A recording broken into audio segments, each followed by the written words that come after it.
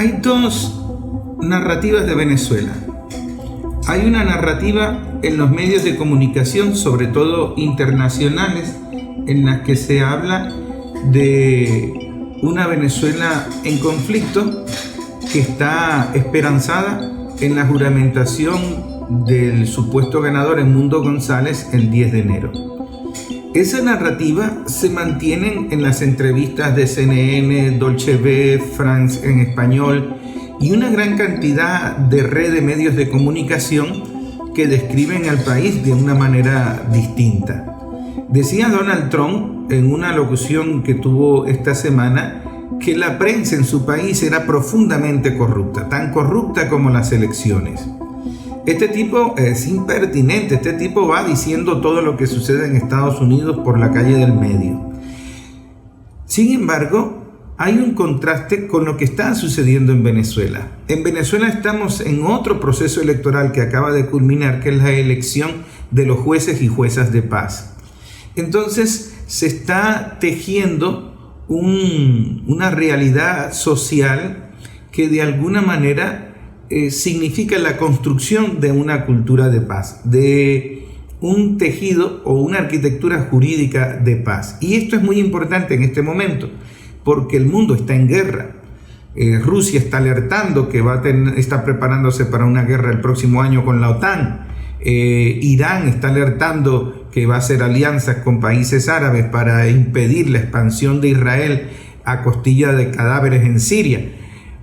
Y estamos hablando de peligro de guerra nuclear. Yo siempre cito a Rosa Luxemburgo porque ella tenía una consigna muy interesante que la llamaba guerra contra la guerra. Y a mí se me antoja que construir una cultura de paz, de alguna manera construir cualquier tejido económico, social, tecnológico, para defenderse de la guerra, para de alguna manera resistir a la guerra, es lo que ella llamaba guerra contra la guerra. Y es lo que está sucediendo en Venezuela. En Venezuela cada vez más se va conociendo o se va definiendo lo que llaman el circuito, no solamente para la elección de algún candidato a diputado, concejal, gobernador o alcalde, que son las elecciones tradicionales, sino que el circuito cada vez está más definido por la distribución de toneladas de alimentos en lo que se llama CLAP, por la escogencia de los miembros de un consejo comunal y por la escogencia de algún proyecto realizado por el consejo comunal que va a tener la transferencia de recursos por ley para poder ejecutar esos proyectos. De manera que el circuito va siendo cada vez más común para el habitante en el territorio y el circuito va creando una cultura de democracia participativa y protagónica. El circuito te va a permitir conocer a tus vecinos, conocer a los vecinos del consejo comunal de al lado, del CLA de al lado, y llega un momento en que esa dinámica de estarse hablando, de estarse conociendo, de estar votando, va creando una nueva cultura de las personas que habitan en un territorio. ¿Qué va a permitir eso? Que en el momento, como ha sucedido, en que alguien pretenda perturbar esa paz, a través de las guarimbas, por ejemplo, que fueron muy famosas en el país, se va a chocar contra esa cultura del circuito, contra esa metodología que tiene el territorio a través de los circuitos para decidir problemas. De allí la importancia de las jueces y los jueces de paz, porque está avanzando el circuito en materia judicial, es decir, de prevenir delitos, de que la sociedad pueda entenderse a través de un mediador que está facultado jurídicamente a través de la Constitución y que puedan resolver problemas. Entonces, si tenemos en un circuito un grupo organizado, voluntario, que está distribuyendo comida subsidiada, si tenemos un circuito en un territorio que está facultado constitucionalmente para resolver problemas de justicia, si tenemos además un circuito que está conformado por consejos comunales que tiene recursos por ley y tiene la posibilidad de ejecutar proyectos para resolver sus problemas de servicios de agua potable, de gas, etc., entonces estamos hablando de una nueva red social. ¿Quién está quedando excluido?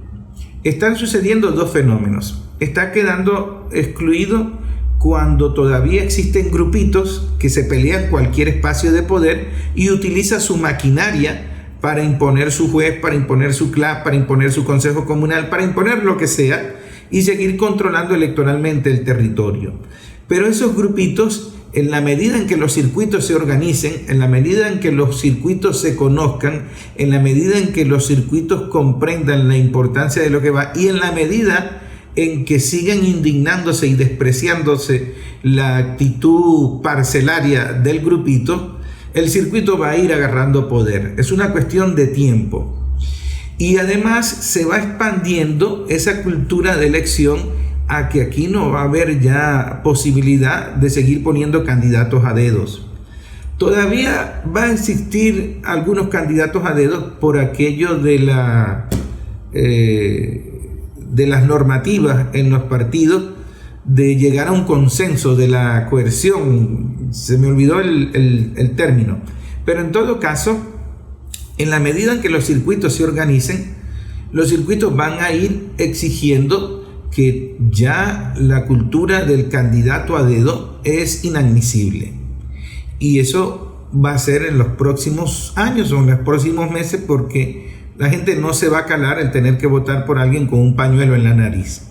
Pero el otro fenómeno de exclusión es la persona que todavía tiene una bonanza económica, que todavía tiene una cultura individualista, que todavía paga para que le resuelvan problemas y él se autoexcluye. No quiere participar en consejo comunal, no quiere participar en CLA, no le interesa la elección de los jueces de paz, no le interesa nada salvo su dinero, su negocio, su empresa, su vida individual, su burbuja en su casa. Esa cultura individualista es algo que le hace mucho daño al pueblo venezolano, a todo el mundo en general, porque en esa cultura individualista no se puede tejer solidaridad, no se puede informar bien, no se puede de alguna manera establecer normas de convivencia.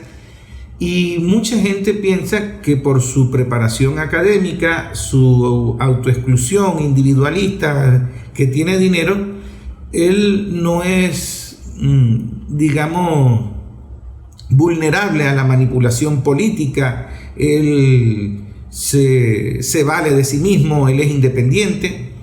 Y no, el no permitirse convivir con la realidad en el territorio, con la comunidad que piensa distinto a ti, que tiene una visión política distinta a ti, te va a ir creando una morfia social, una apatía social, en el que vas a ser vulnerable al odio, al fascismo, a la intolerancia, a la porofobia, etcétera, etcétera, etcétera. Entonces en Venezuela se está dando ese proceso cultural, que no se dio en Siria, por ejemplo. En Siria no se podía pretender mantener la soberanía, la unidad territorial a punta de militares. No, porque un militar necesita proteger un pueblo, necesita sentirse parte de un pueblo. Si un militar te va a defender dependiendo de lo que él gane, y si gana $40, como se dice que ganaban en Siria, y él pierde la motivación, yo para qué me voy a matar aquí por un gobierno que no me representa y ganando $40, que hagan lo que quieran con el territorio. No existe ejército alguno que pueda defender una nación con base al dinero. Y eso es lo que no entienden en la, digamos, narrativa orquestada internacionalmente. Les explico por qué. John Bolton decía que en Venezuela era imposible dar un golpe de Estado sin la colaboración del ejército. Eso no fue que lo dijo hace 10 años, eso lo dijo en el contexto de las últimas elecciones presidenciales del 28 de julio. Y lo dijo cuando le preguntaron si el gobierno por fin iba a caer y no cayó. Y entonces él comentó eso. Pero fíjense lo interesante en lo que plantea John Bolton. Cuando él dice que no va a caer el gobierno venezolano sin la colaboración del ejército, es porque en el cóctel de recetas que ellos tienen para dar golpes de Estado siempre está la colaboración del ejército.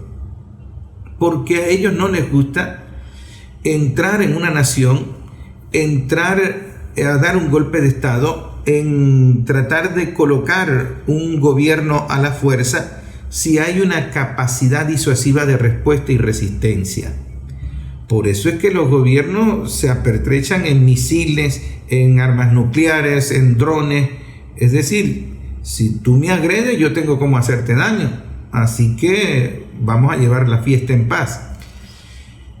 Y entonces acuden a la tercerización de la guerra, que son los mercenarios, los narcotraficantes, los guarimberos, para de alguna manera generar la violencia del conflicto y ¡pum!, tomar el poder. Pero, ¿qué sucede si se trata de una sociedad como la venezolana, que está acostumbrada a la elección en el circuito, a la escogencia de su representante de consejo comunal, a la escogencia de su proyecto, a la distribución del CLA, que de alguna manera esa sociedad va a tener una dinámica para organizarse de manera rápida, organizarse para resolver problemas no solo de comida, económico, sino también de justicia social.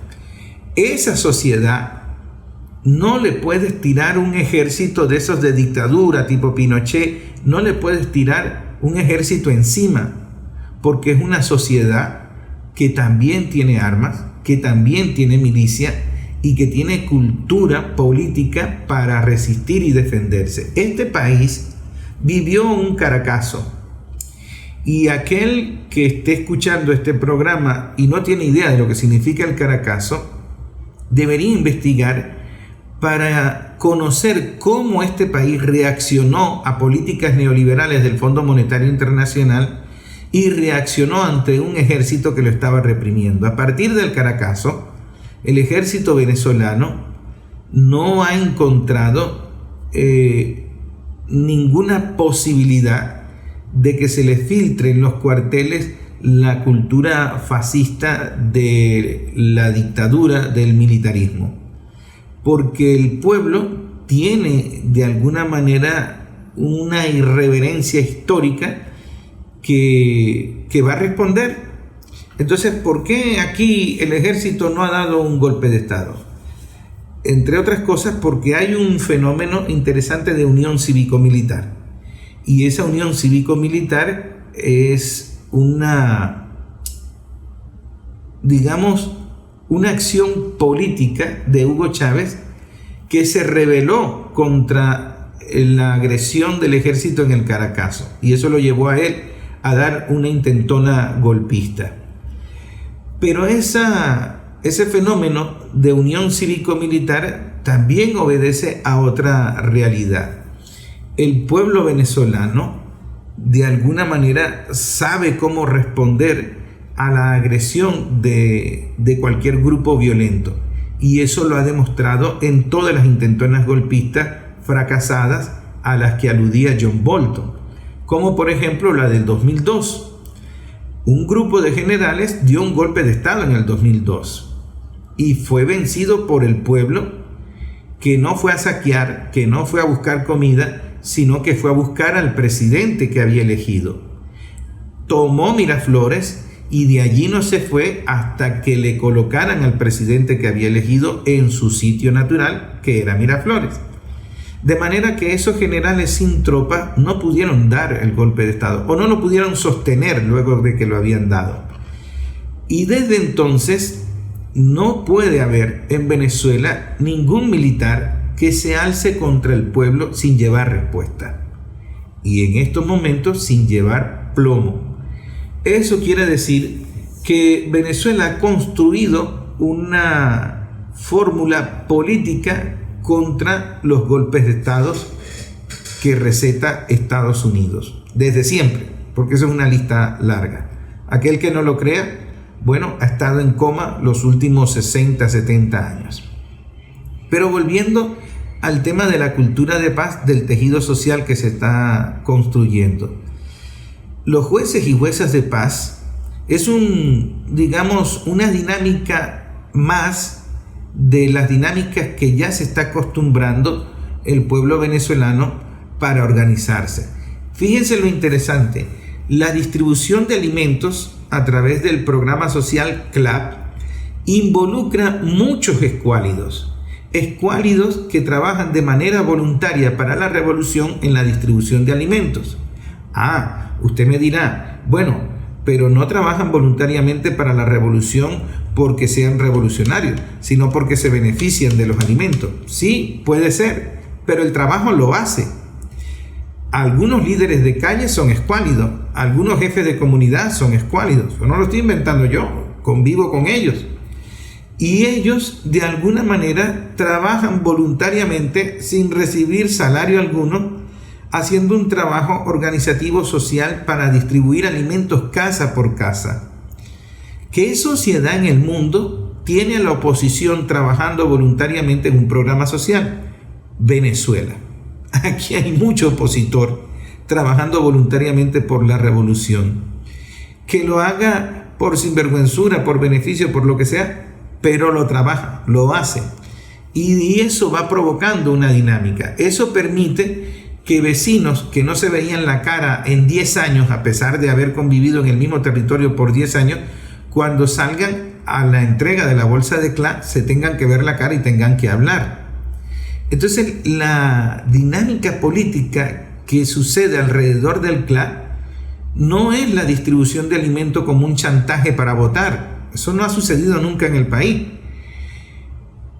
Lo que está sucediendo es que los vecinos se están conociendo en la calle, están interactuando en la calle, están conviviendo en una acción social, y eso es lo que está construyendo una nueva sociedad. El gran reto, el gran problema que nosotros tenemos en la elección de un consejo comunal, en la participación del CLA, en la elección de jueces y jueces de paz, es la juventud. No hemos logrado que la juventud participe. Por más esfuerzo que haya hecho el gobierno, por más esfuerzo que hayan hecho los partidos políticos, la juventud sigue autoexcluyéndose. Y eso se debe a que tenemos una pésima formación política, formación de cuadros políticos. Sin embargo, no es que no se hacen los intentos. A la juventud se le ha dado un espacio político por ley, que puedan ser diputados, que puedan ser candidatos, que puedan participar, que tengan sus proyectos, que tengan sus movimientos sociales. Solo que también la edad del joven lo hace siempre irreverente, lo hace apático, y también el daño que hacen las redes sociales. Entonces, las redes sociales nos están secuestrando mucha juventud, no solo en la familia, que no comparte con la familia, sino que está metido todo el tiempo en el celular, sino también en lo político, que no participa en el territorio de la política, que no participa en la realidad, sino que está en la burbuja de la nube. Está, digamos, de alguna manera alienado a la nube, secuestrado por la nube. Antes lo era la televisión, ahora lo es esta nueva cultura comunicacional basada en la tecnología digital, en las aplicaciones, en las app, en las redes sociales, etcétera, etcétera, etcétera.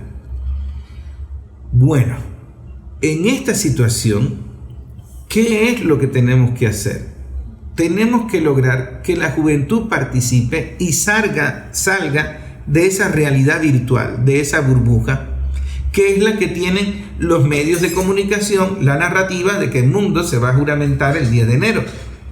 El mundo no se va a juramentar el 10 de enero. Eso no va a pasar. Y no va a pasar no porque se lo vayan a impedir ni nada, sino porque es una fantasía inventada en una burbuja mediática que solamente se lo va a creer el que está aislado de la realidad, el que no conoce el territorio, el que está metido todo el tiempo en un teléfono. Y esa creencia le va a durar segundos. El 11 de enero se le acaba la moda, se acaba la narrativa y se inventan otra narrativa. Eso sucedió el 29 de julio, eso sucedió en el 2002, eso sucedió en el 2015, eso ha sucedido siempre. Mentiras tras mentiras, mentiras tras mentiras, y luego se olvidan como si te dieran una amnesia selectiva, rápida, y ya está, te reseteaste y ahora entraste a creer otra mentira. Así funcionan las redes sociales. Todo pasa de moda tan rápido que a la gente se le olvida como los medios estaban afirmando que iban a juramentar el 10 de enero al mundo. Ustedes se acordarán de mí el 11 y el 12 de enero, para que ustedes vean cómo esa industria mediática se resetea en la narrativa y se le olvidó todo lo que habían dicho de Edmundo. Así ha sucedido siempre. Ahora, en este momento, estamos en un contexto de guerra mundial. Israel está arrasando contra Siria en lo que llaman la guerra de los oleoductos, porque de alguna manera quiere impedir varias cosas. Quiere impedir la ruta energética que estaba construyendo Irán con Turquía, con Rusia, con apoyo de China, por donde iba a pasar gas, iba a pasar petróleo que podía llegar a toda Asia y que incluso podía llegar a Europa.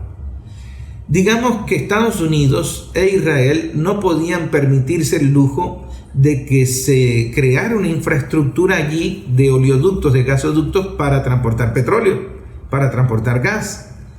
Era como cuando Estados Unidos necesitaba impedir que Europa le comprara el gas a los rusos, a pesar de que eso significaba el crecimiento económico de Alemania, con el bendito oleoducto Nord Stream. Y entonces, ¿cómo acabar con esa competencia? No era la mano libre del mercado, la mano invisible del mercado. Era la mano visible del terrorista. ¿Y cuál era la mano visible del terrorista?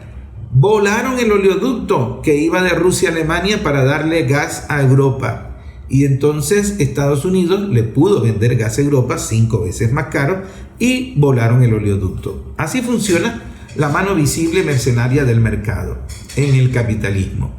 Lo mismo sucede en Siria. En Siria hay un territorio que estaba bajo un acuerdo entre Turquía, Rusia e Irán, y de alguna manera le permitía una sede naval a Rusia, le permitía un túnel para de alguna manera apoyar Irán a la resistencia de Hezbollah, a la resistencia palestina, y de alguna manera Turquía, que era el que no le gustaba mucho el negocio, estaba pullando para que el oleoducto que se construyera en esa zona fuera el que los beneficiaba a ellos, con Qatar.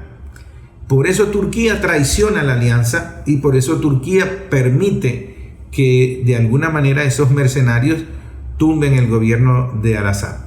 No lo digo yo, lo dijo Donald Trump. Donald Trump dice que es Turquía el que está detrás del derrocamiento de Siria y no Estados Unidos.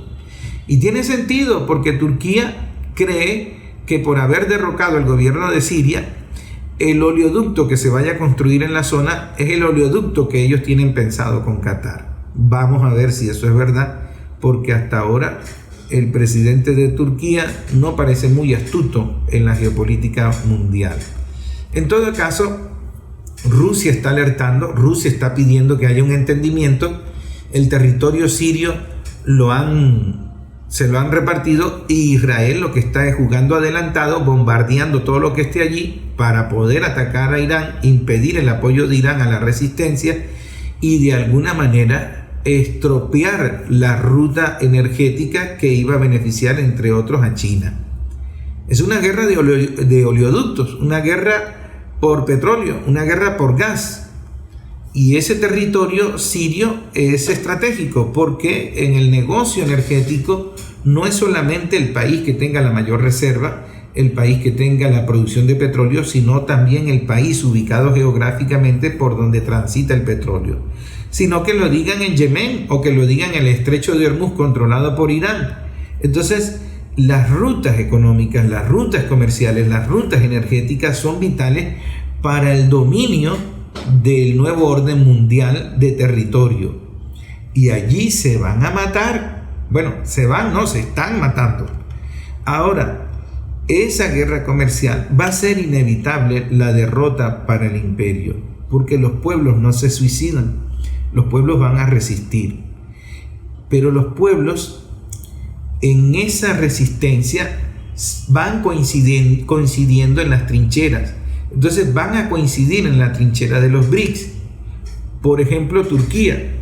Turquía cree que puede construir el oleoducto con Qatar y darle el negocio a Europa, pero quiere estar en los BRICS.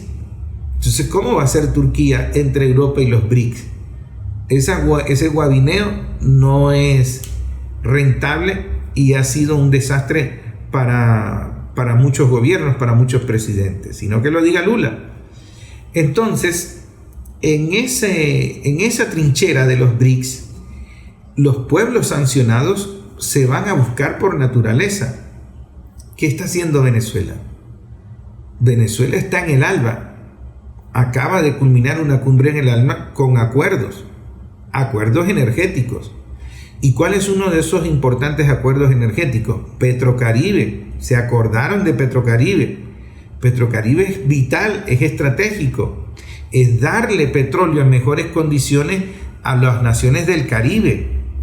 Obama intentó sabotear a Petrocaribe ofreciendo plata a todas esas islas, a todo el Caribe, y no pudo porque no cumplió, no le dio $1 a nadie.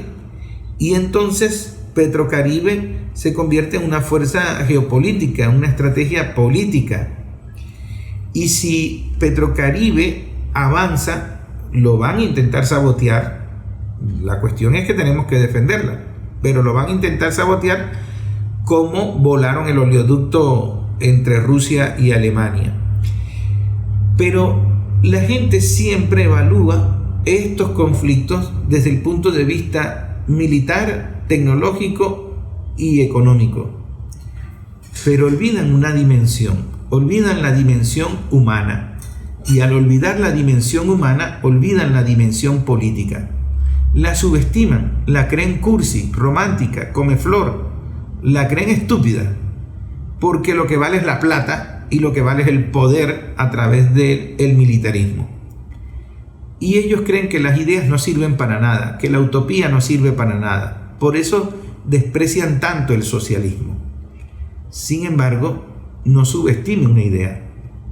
Porque si nosotros tenemos una constitución que permite la soberanía sobre los recursos del país, se debe a una idea de Simón Bolívar, una idea que está vigente hasta el sol de hoy.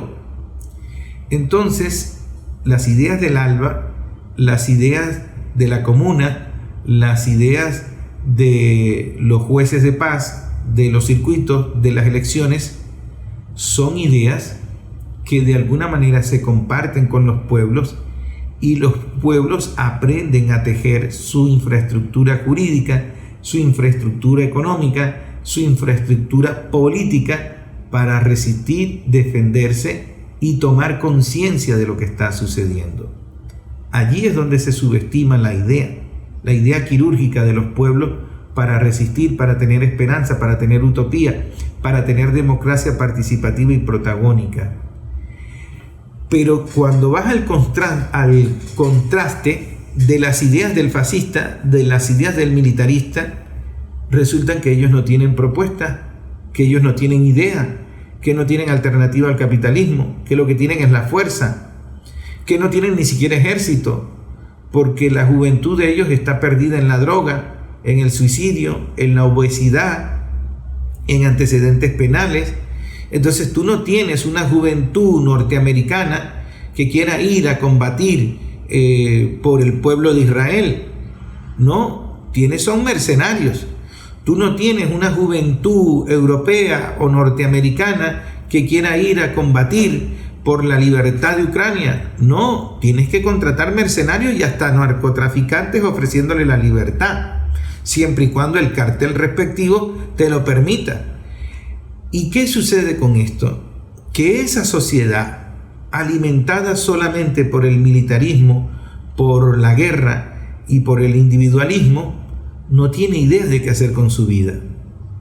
No tiene humanidad, no tiene convivencia, no tiene cultura de paz, no tiene futuro. Al no tener futuro, están condenados a perder eternamente y lo que hacen es alargar su agonía haciendo daño a lo que ellos consideran su enemigo porque no lo comprenden. Y Venezuela tiene muchas ideas. América Latina tiene muchas ideas. Esas ideas van agarrando fuerza. Pero como decía Hugo Chávez, tiene una revolución pacífica pero armada. Son ideas que no son comeflor, son ideas tangibles que han permitido superar sanciones, que han permitido devolver al presidente electo luego de un golpe de Estado, derrocar el golpe de Estado, lo que Rosa Luxemburgo llamaba la guerra contra la guerra, y han permitido avanzar al pueblo en paz, incluso con crecimiento económico. Así que esa idea están blindadas, tienen armas, tienen poder y no debe subestimarlas. El 11 de enero no se va a juramentar el mundo. El 10 de enero se va a juramentar el presidente Nicolás Maduro. Y no solo se va a juramentar el 10 de enero el presidente Nicolás Maduro, sino que en el 2025 Venezuela va a tener un tejido social diferente, mucho más maduro. Por eso fracasaron los dueños de las redes sociales aquí en el país. Y en el próximo año, el contexto de la guerra se va a alimentar de muchas de esas ideas. Los BRICS se alimentan de esas ideas. Y de alguna manera vamos a tener una fuerte resistencia a ese imperio en el ocaso, ese imperio desesperado que está apostando a la guerra total y no lo va a conseguir. Van a fracasar. Va a ser un 2025 bastante agitado.